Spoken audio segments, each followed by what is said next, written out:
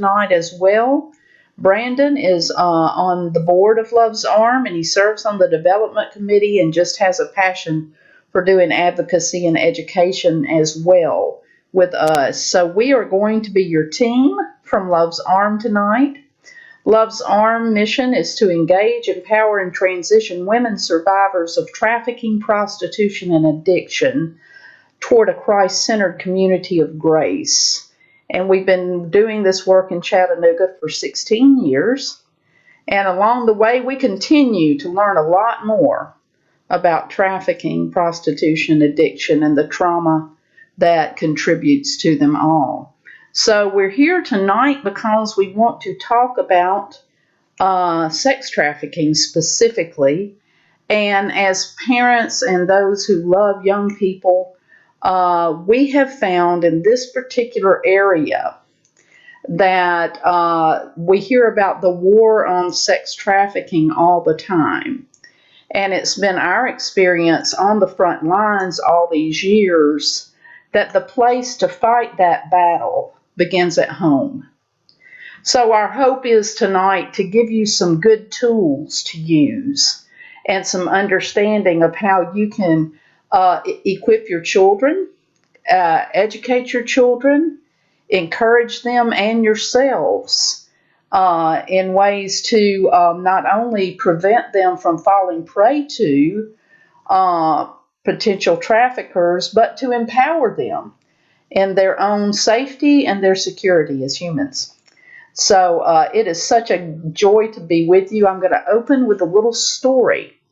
We entitled this, Teach Your Children Well. It's never too early.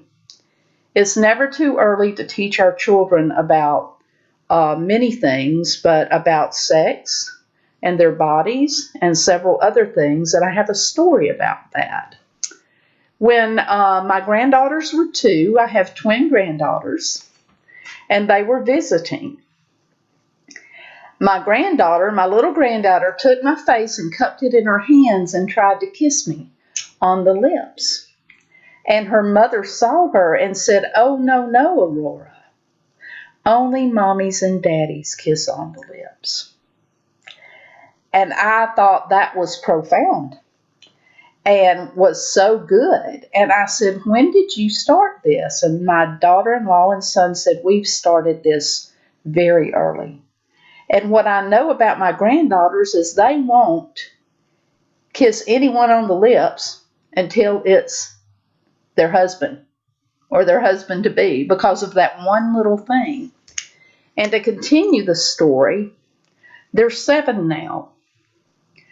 And 2 weeks ago, they have been in a ballet school, and they love their ballet school.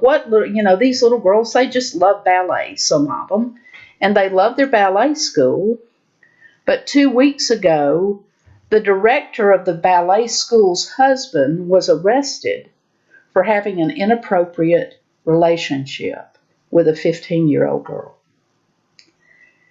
And so we talked about that.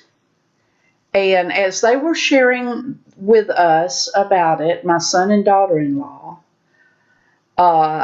they shared with us how they had talked to the girls, our 7-year-olds now. And they said that they were talking to them, and the girls, they said, "We have taught the girls about sex." They're 7 years old. They have already had the talk about their bodies and about sexuality. They said, "We've talked to the girls about sex," but when the girls were talking to some of their other friends, some of the other parents said, "Oh, he just had to go on a vacation." And our girls were concerned, more concerned that parents were lying to their children, because they understood what had happened on a very basic level. But they were shocked that parents weren't being honest with their children about what had happened. And I thought that I'm really grateful. These are my kids, so I'm really grateful that they've been paying attention and they've been teaching. But I thought that was a powerful statement, that children want to be told the truth, and that they were shocked that parents were telling their children lies about the situation. So I wanted to share that with you as a preface of where we're going tonight, and to say how children need to know these things. They want to know these things in very real, honest ways in order to care for themselves and because they care about others. And so here we go.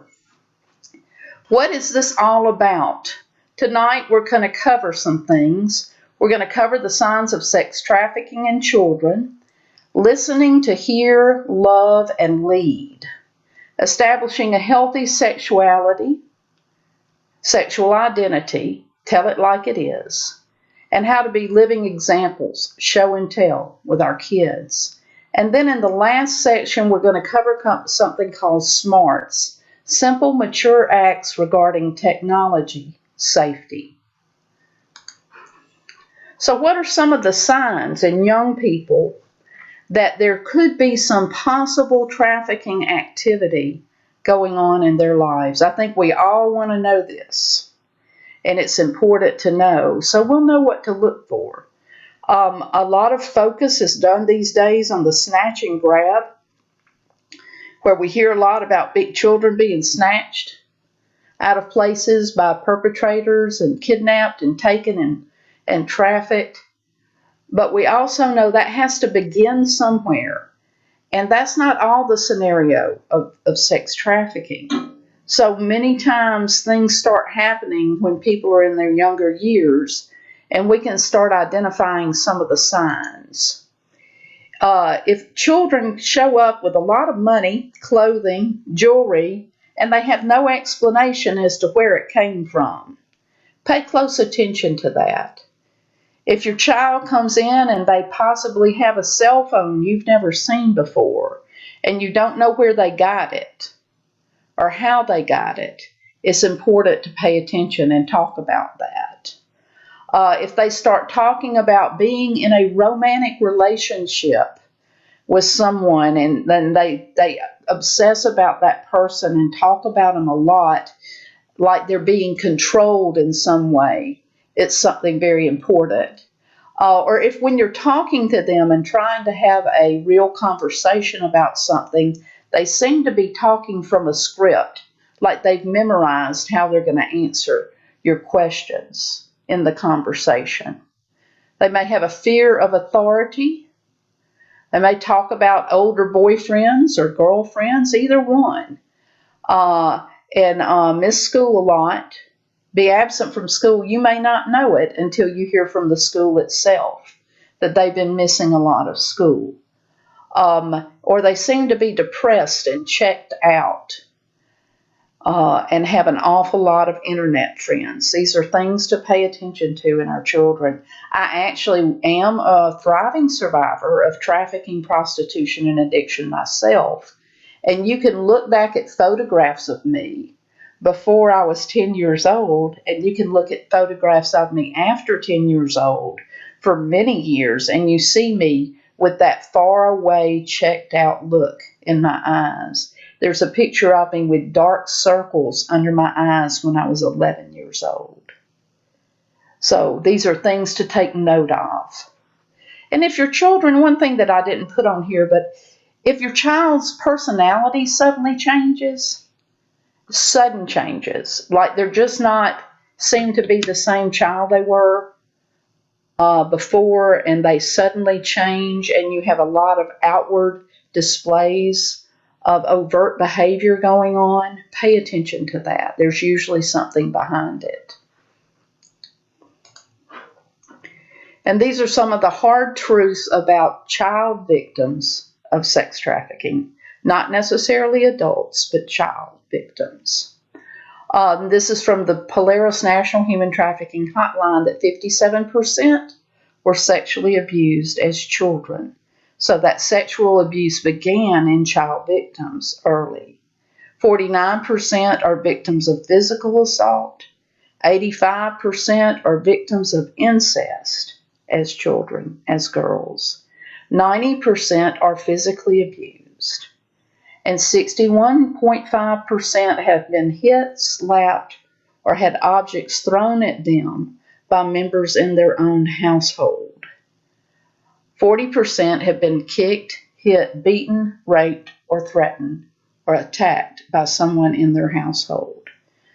We bring these things into the light not to shock anyone, but just so people understand the correlation between what goes on in the home and how children end up in human trafficking and trafficking situations. It's very much tied to what is called adverse childhood experiences. When you look at all of these things, all of these are childhood traumas. Have you heard of trauma before? These are all acts and circumstances in which a child experiences childhood trauma. And as those traumas continue, they start building on each other. And a child ends up in a place of what's called being a complex trauma survivor.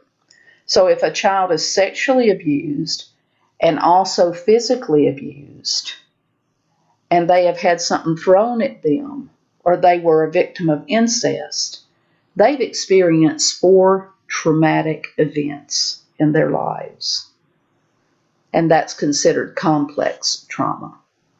It is treatable, there is hope, and there is help. But it's part of the formation of a child's body, soul, and spirit. So we're going to let Brandon talk now, and Brandon's going to take over for the middle part of this. So go, Brandon.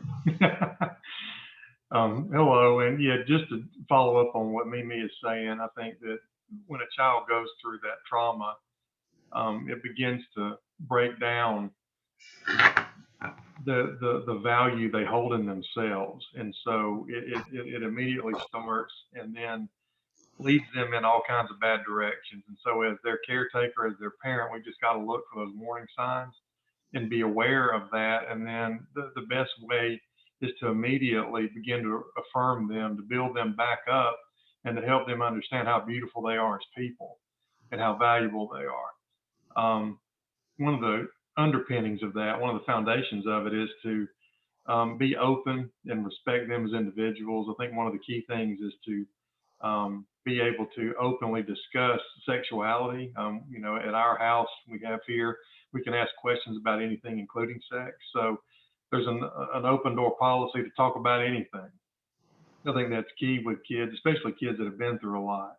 And when they get into growing up, one of the as humans, one of the things that you have to understand is what your body's going through, what your emotions are going through. Sexuality is key in the center of that, especially with kids who have been traumatized in some way. So it's key that they're able to talk about sex and talk about anything they're going through. We can talk about that without any kind of judgment. Oftentimes, our culture um, is is such that there's an automatic judgment that comes down from older people to younger people when they start talking about things that are deemed inappropriate. That's not necessarily the case, obviously. We ought not make them feel that way. It's great to let them discuss it, to instruct them on it, and to not have any judgment when we do it. And that's critical when these questions start coming out. Um, of course, building that foundation of trust as a parent or as a guardian is critical. Trust, truth, and safety are the foundation of that. They've got to feel like they've got safe harbor with you as the parent. And so, them being able to open up emotionally, mentally, to discuss these things that they're going through is critical. They've got to feel like they've got that connection and that it's a safe spot for them to do that. We have our parents' time, and we know we are worth listening to. Again, there's the value there of who they are as people, of who they are as individuals, and the things that they're going through. We can all think back to, none of us are so old that we can't remember what it's like to be a kid going through the awkwardness of that phase of life. And so, when we have a parent that can relate, that can honestly hear what's being said, not judge it, but give fundamental feedback from the heart, it's invaluable. We can have hard conversations without angry outbursts or threats of punishment. Um, Oftentimes, when we hear strange things from our children, it can almost provoke a frustrated reaction or even an angry reaction. And it's important that not happen. If the question is coming from your child who's actually got an honest worry or concern or question about what they're going through, they need to be able to relay that without fear of some kind of a retaliation. So they got to be able to ask the hard questions without fear of some kind of outburst.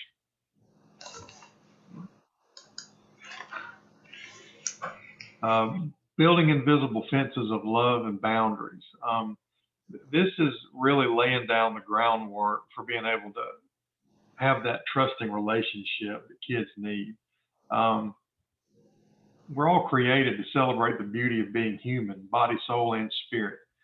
Every piece of that, all three phases of what it is to exist as a human are critical.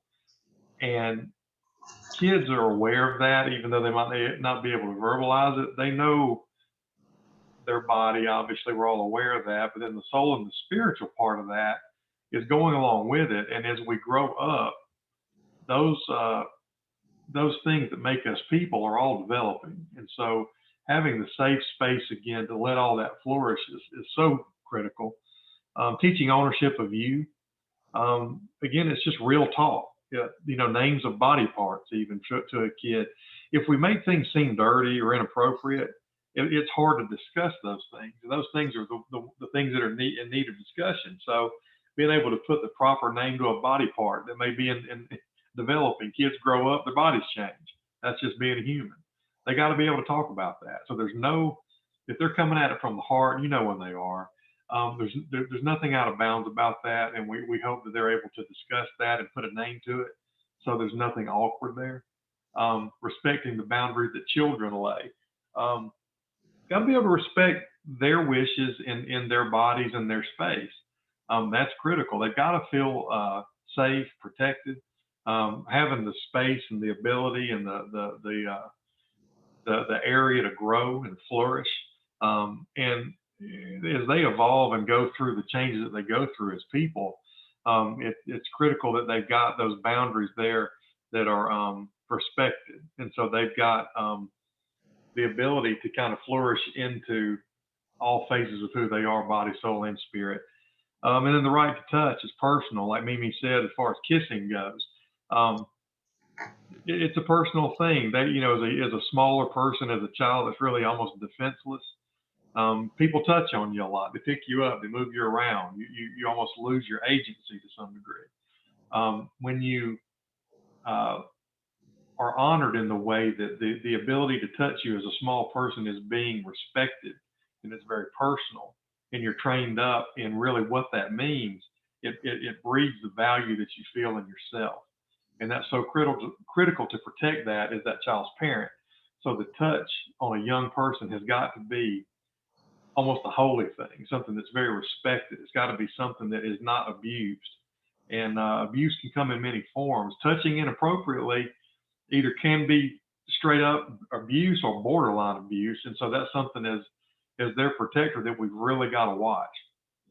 Care about him or herself, body, soul, and spirit, emotionally and mentally. All the phases there. It's not enough just to protect and feed and provide for a body. There's a soul and a spirit that go along with that. And then within that soul and spirit, there are emotions. And there's a mind. That's why we educate our children. That's why we invest in that. We've also got to look after their emotions because they're going through as many emotional changes as they are physical changes. So it's critical that they are honored that way, that we respect that, and that we protect their emotional development as well as their physical development. And these borders that I've been talking about, and respecting touch, and the ability to discuss things without outbursts, and the protecting environment to grow up in and be who they are, those emotions will flourish in that. And so that's why it's so important to have those boundaries and those foundation points established. Know him or herself, their likes or dislikes, their gifts and talents, their desires and instincts. Once there's a foundation for growth, these natural parts of who they are will begin to evolve, and their personalities will become defined, and they'll start to flourish as an individual, as a young person. And that's a beautiful thing to see, because that's when you see the differentiation in your child start to emerge, and they really truly become who they were built to be, and that's their mission in life. That's their personality. That's what they bring to other people, and that's got to have a good protected spot to grow up and out. And so their talents, what they're good at, whether that's physical talent, like maybe they're an athlete, maybe they're a musician, maybe they are an artist. You know, that's all within us to some degree. Maybe it's different kinds of skills. Maybe they can speak multiple different languages. Maybe they're brilliant at school. Maybe they've got a math brain. Whatever it may be, those things begin to emerge. And then the likes and dislikes is all within that. And, you know, the ability for them to do more of what they like and less of what they dislike. I think it's critical to hear that and let them follow that path within themselves. And then, of course, ultimately being sexually upright. What that means is to continue to support the concept that sex is not shameful or dirty, that it's actually a gift, that it's something that we ought to honor, really cherish in a lot of ways, and to keep in a very upright, respected place within ourselves that is held between people that love us and care for us and truly have feelings about us as people, and who are just as or even more invested in our development as people than maybe even our own parents were. And that's the husband-wife relationship ultimately. But it's not a dirty thing, and it's something that ought to be taught from the very start, from the very get-go, that sex is not shameful or dirty.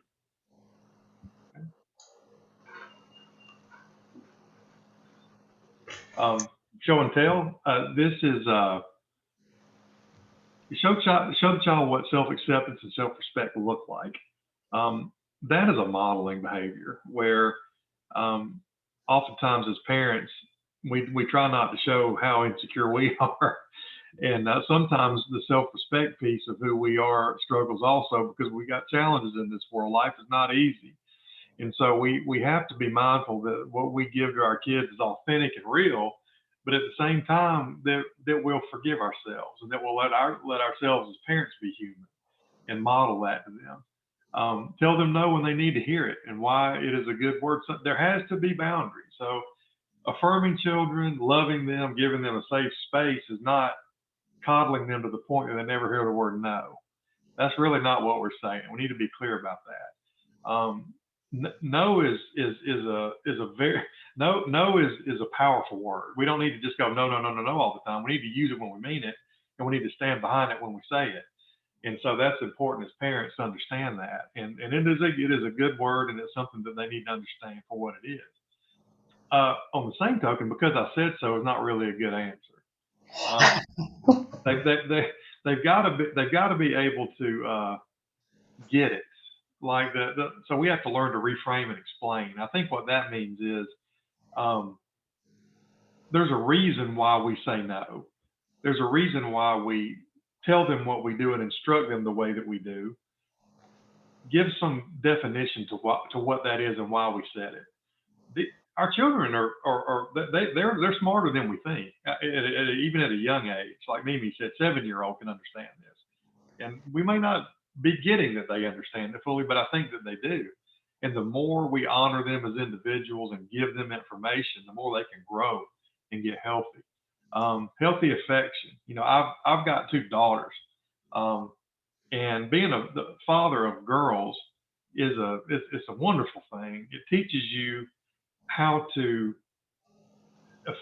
healthily show affection, I think, and that's one of the things that I wanted to learn how to do, is to honor my daughters by giving them these boundaries, by loving them unconditionally, but also by showing them affection. There's ways to do that do not in any way affect that touch deal that I talked about. That's in any way unhealthy. There's healthy ways to do that.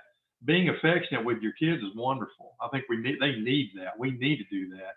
But there needs to be those boundaries that are respected, and there's a way to do that as a parent or as a guardian that is healthy and doesn't in any way make them feel like they're out of control in any situation. Show them how to dress appropriately. Again, being the parent of or the parent of daughters, I can relate to that, because young ladies sometimes like to put on less clothes than I'd like them to. I fully get that. But I think it's important to tell them, again, with that learning to say no, here's something that we have to be able to explain that, okay, is that an appropriate clothing situation that you've got going on there, doing what you're doing? Or do you need to rethink that? Because I know who my girls are. I know what their character is. I know what they're about. What they model to the world who does not know them is very important.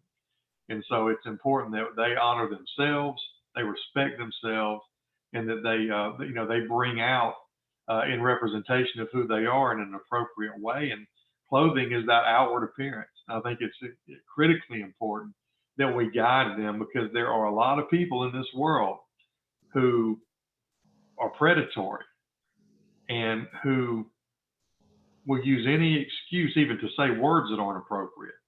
And it's never anybody's fault, don't get me wrong, when something like that happens. But at the same time, we've got to be somewhat protective of ourselves. And I think dressing appropriately is critical. Using positive words, that is not as easy as it sounds. I think we said the word no could be a positive word and a good word.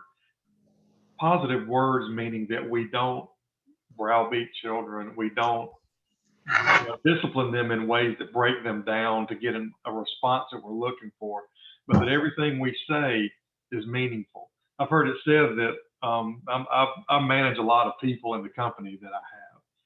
And sometimes you get in a situation where you have to correct a very young employee that maybe just started in the job.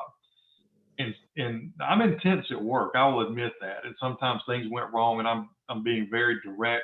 And I had somebody pull me aside one time and say, with your position in the company, talking to someone who's very junior like that, your words weigh 1,000 pounds. And when you start unloading them on people, it can crush them. And you don't even know that you're doing it because you don't realize that. But those words are heavy and they hit hard. They're like little bombs. And I really heard that. And I started to think, okay, I've got to be careful how I speak and the words that I use, because they can be damaging. I don't mean it that way, but that's the reality. I think that's even much more so that way with children. So when you're talking to a developing person who doesn't have the mental concepts of an adult, and emotional maturity of an adult, to drop 1,000-pound words on them that are real abrasive and abrupt, you can do all kinds of harm to them emotionally. And that's critical that we guard that, and that we're authentically communicating. We're giving them our heart.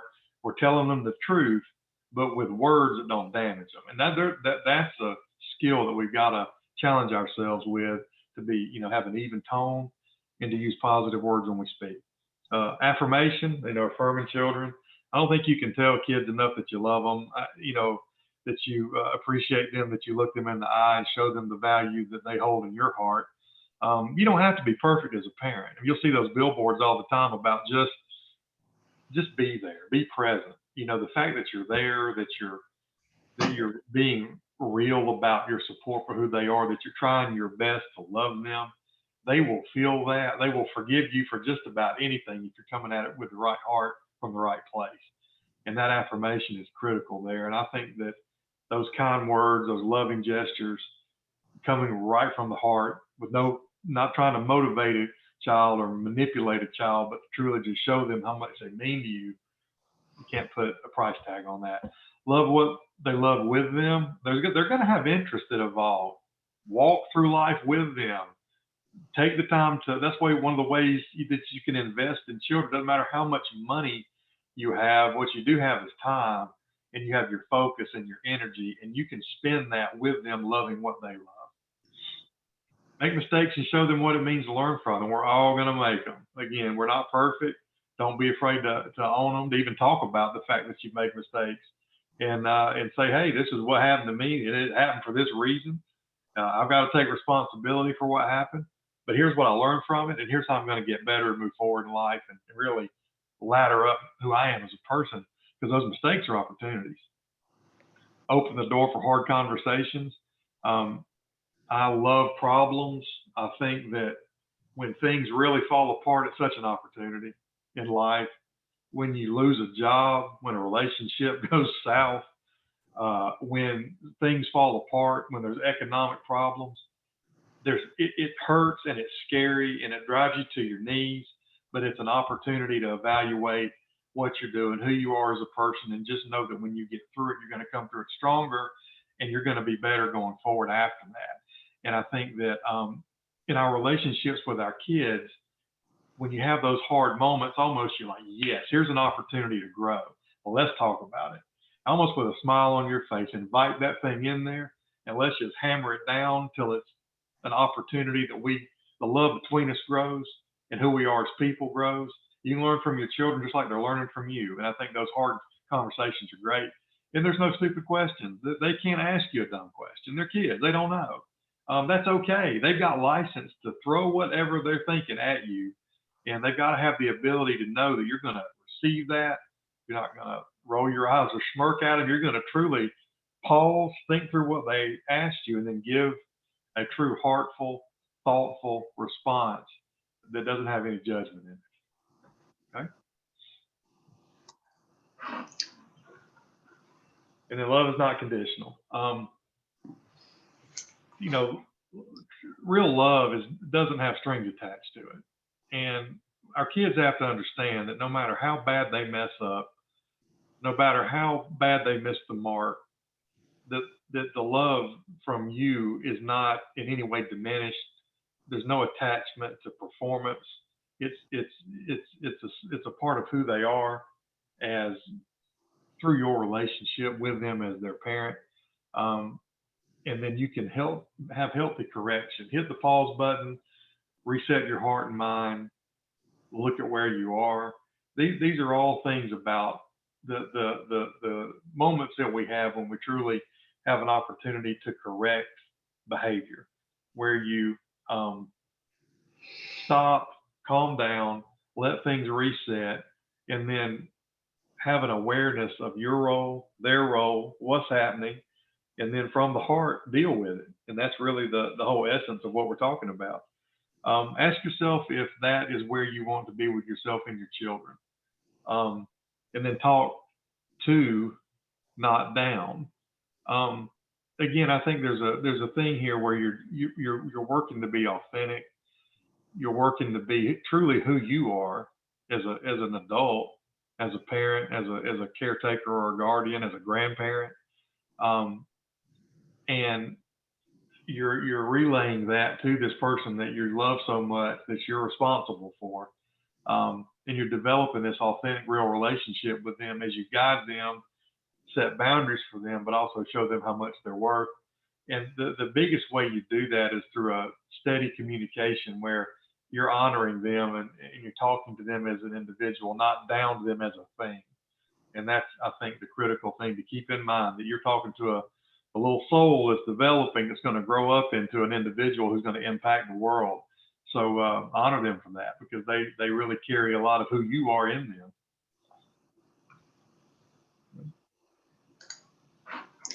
Now I'm going to cover a section that's dear to my heart because I was a computer science major before Windows ever came out in the 1980s. And so because of that education and experience, I have watched and experienced the technological revolution happen.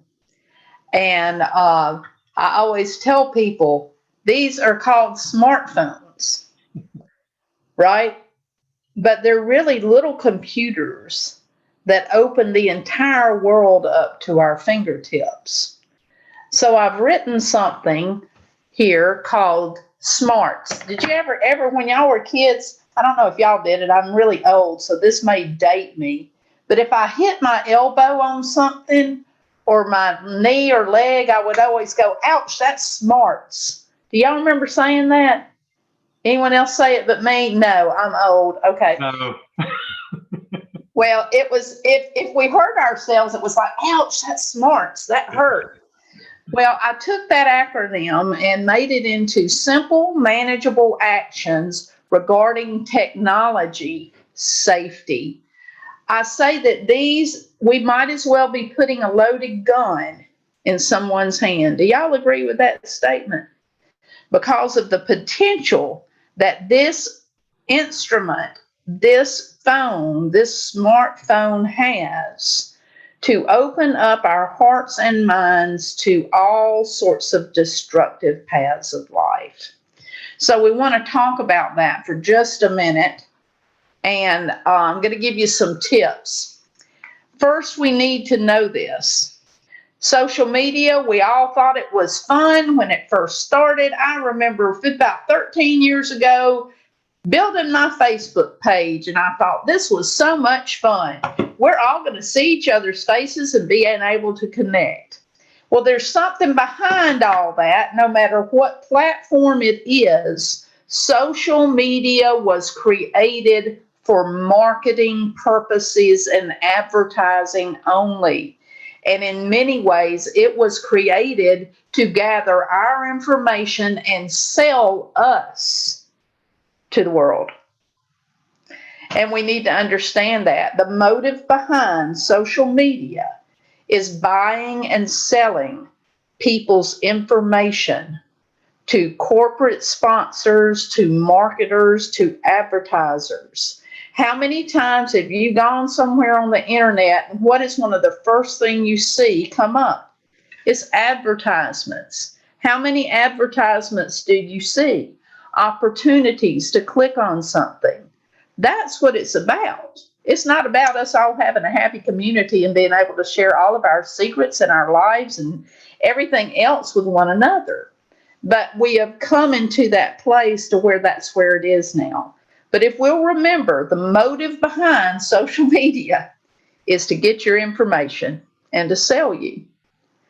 Think about that before you go there.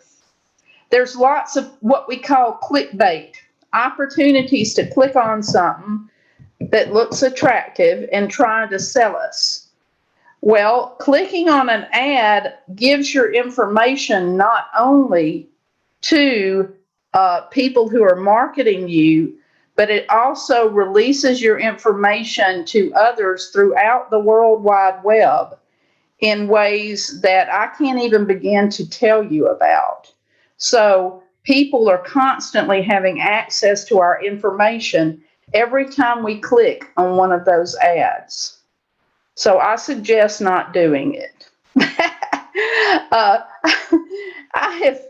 I have trimmed my social media down. I wouldn't even have it if it wasn't for the work we do, and we have to have it because for us in nonprofit world, it's our primary free way to get the vision of what we do out. But we have to be very, very careful about that. So be careful about those clickings and teach that to your kids as well. If you can keep them away from clicking on ads, that is a really good thing for them. I know a young woman and she ended up with a pornography addiction. This just breaks my heart because she loves fashion. And when she was a teenager, early in her teenage years, she loved to go on the internet to the fashion sites and look at the clothing and the designs and the accessories. And these ads started popping up, and she clicked on one of them one day, and it took her to a porn site. And she ended up struggling for years because of that one click, because it tapped into something that she was not ready to go. But that one click took her there. And I share that story not to scare anybody, but just to bring the reality of these things into light. She's beautiful. She's done well. She's had to go through a lot of hard work and healing because of that. But that is a huge trap on the internet. Your IP address. Every device you have, whether it is your laptop, whether it is your cell phone, whether it is a tablet, it has a distinct address to it called your IP address. And you are the only person that is assigned to you. So whenever you turn on that particular piece of technology, Your IP address is active. People have access to that IP address. It is not private. It goes through your router and people can locate you through it. Anyone heard of Google Maps? Do you know that we can look at each other's houses now? How do we do that? Through the IP address. So it is not private. You can be found and located through your IP address. So it's very important that you monitor what you do on your cell phone, on your computer, on your laptop, whatever piece of technology it is, because that is your identifier. It is like your driver's license or your social security card, but it's on the internet and it's on your technology and it's assigned to you. And people you will never know or see or even meet have access to that. There is no privacy anymore. It's important to understand. We need to watch what we say and do on social media, on the internet, because there is no more privacy. So anything and everything you put out there is not only being seen by the person you're putting it out there to. People everywhere have access to see it. They can grab your pictures. They can grab your postings. They can grab your words. There are people who spend their entire day doing nothing but going in and hijacking everybody's information. So we need to be aware of that. And I say it's like behind the curtain. Did anyone ever see The Wizard of Oz? Please tell me I'm not that old. Has nobody here seen The Wizard of Oz? You saw The Wizard of Oz, Miss Smiley? Y'all saw it. Okay. Behind the curtain. Remember, they thought that wizard was this big, amazing, bigger than life situation. Well, what's behind the curtain? No matter how good it looks, there's more to it than you want to know or you can know. So remember that. What you're seeing in front of you is just the image that's being presented to you, but there's a lot behind it that you don't know about. So we need to be careful about these things. And it's always a good practice with any kind of technology to think first. Take a moment and pause and ask yourself, do I really want to say this? Do I really want to put this out there? And I don't care if it's on a text message, in an email, or wherever. Stop and ask yourself, does this need to be available? Because once you've got it out there in technology world, you can't take it back. Ever sent that email you wish you never had sent? I have. Many years ago. I would let people have it. Just go on and on and on. And I was like, oh my goodness. And once I hit sent, it was gone. And it was like, don't know what I'm going to do now. Had to learn the hard way on that one. But once it's out there, you can't take it back. And so that applies to everything. I try to encourage young people, be careful. I know you think you are in a relationship with that person on the other side of the text. It looks like a relationship. It may feel like a relationship, but you really don't know who they are, what their motive is, or what they want. And it's very important to remember that, because whatever we put out there is not just the person on the other end getting it. It's available to all sorts of people in all sorts of places, and you can't take it back. You have no idea who the avatar is. We all have our little emojis now. I have them. They look like me. I have an emoji. It's hysterical. I'll show it to you because it does. It looks like me. If I'm texting you and I put this little emoji up, here. There we go. Y'all see my emoji? Let's see it right there. It looks like me. Well, they don't all look like the person. people can create emojis and present themselves to be somebody they're not. And so if you can't see their face, in all honesty, through technology, you don't know who you're talking to. So be careful about communicating with people who have avatars, and which are those little images that people create of themselves. And so an avatar, you can get in conversations with people who have avatars and not know who they are, and they have the ability to lead that conversation to places you don't necessarily want to go.